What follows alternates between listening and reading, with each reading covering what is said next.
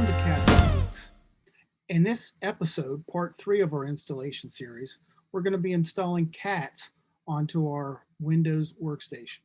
Let's take a look at that screen now. Okay, we want to start by opening up our web browser. We can go back to the JMRI download page where we got our production release, and down at the bottom where there's related items, there's a link to the CATS website. Or you could go directly to the CATS website if you have it bookmarked. It's cats4ctc.wikidot.com. And down at the bottom of the CATS page, this is where you get the program on this link here where it says executables. And that takes you to the license information, and down at the bottom, the downloads section. And there's multiple versions out there that are compatible with specific versions of JMRI. So we just installed 4.22 in our last video. So I'm going to click to get that download.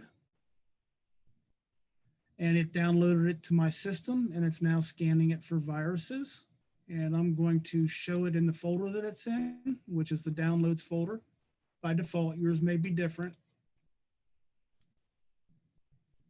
And I right-clicked on it, and then I go to extract all.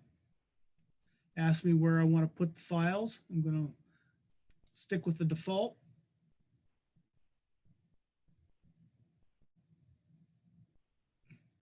So we now have a release 2045 folder that it created with all of the individual files available.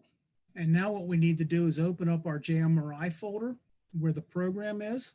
I happen to have a shortcut established on my desktop. So this is my JMRI program folder. This is my CATS directory that I just downloaded.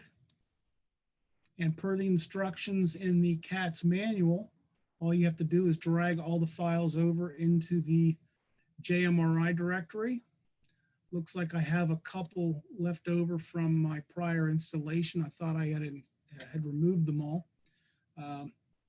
So now we should have a clean install of CATS on top of our clean install of JMRI. Now, CATS does not create shortcuts on your desktop like JMRI did. So I create a couple. There is a batch file. It's CATS, doesn't show an extension, but if you look over here, it says Windows batch file. We can right click on that and say create shortcut. And then I can drag that out onto my desktop. And I'm just going to rename it in all caps because that's the way I like it. And then there's also one for Designer. And again, you want to look for the one that says Windows batch file. So I'm going to right click on it, create a shortcut, and I'm going to bring that shortcut out onto my desktop.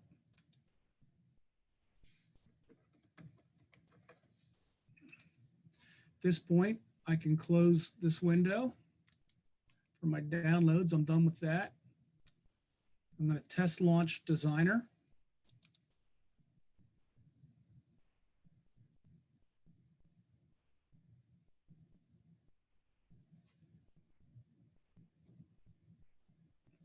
And I happen to be getting a alert that I have an unrecognized application trying to run.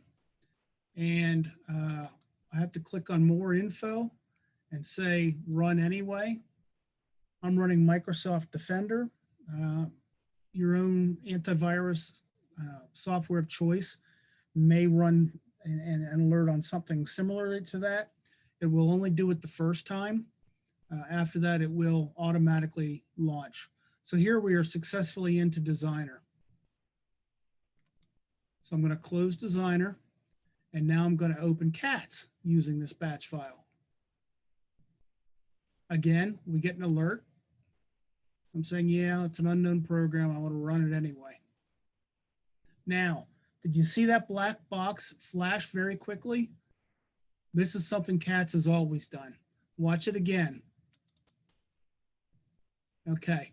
The problem is this batch file contains a path to tell the shortcut where the CATS executable is located.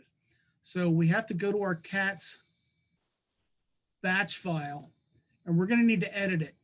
And this isn't a hard process, but what I do recommend though is that you take that original and you copy it, click somewhere else and right click and paste it. And that's going to make a backup copy in case we screw something up. How's that sound? We don't want to do that. So we go back to our original and we're right clicking on it and we're going to go to edit. And it opens up in Notepad. And there's a couple of commands here for how to get that application to launch. And we need to locate our original JMRI installation. Now we happen to already be in that folder, so you can see it's on my C drive, which is here. It's in program files x86, which the default here is not in the x86. The default here is for a 64-bit operating system. Now, these colons in front of the lines basically disable that line from executing. So I need to reverse this. We install it into an x86 folder. So I am disabling the default and I am enabling the x86 version. So our path now is going from the C drive to program files x86 to JMRI, and then there's the executable it's actually going to run.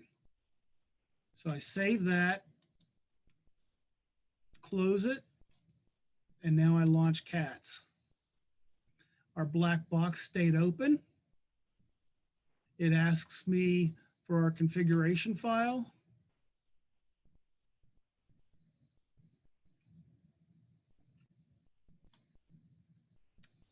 And we've successfully loaded CATS. Installation is complete. Thank you for your time.